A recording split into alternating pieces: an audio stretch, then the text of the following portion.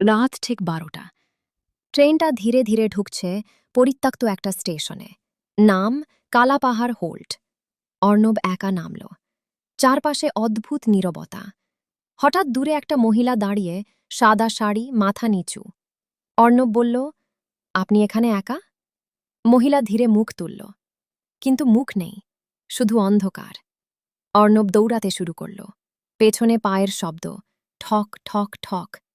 হঠাৎ সে দেখতে পেল প্ল্যাটফর্মে একটা বোর্ড, সতর্কতা, এই স্টেশনে 10 বছর আগে এক নারী ট্রেনের নিচে কাটা পড়েছিল। রাত 12টার পর কেউ নামবেন না। অর্ণব ঘুরে দাঁড়াতেই সেই মহিলাটা ঠিক সামনে, কানে ফিস ফিস শব্দ। তুমি আমার সঙ্গে নামলে কেন? তারপর সব নিস্তব্ধ। পরের দিন সকালে স্টেশনে শুধু অর্ণবের ব্যাগটা পাওয়া গেল। শেষ নাকি শুরু?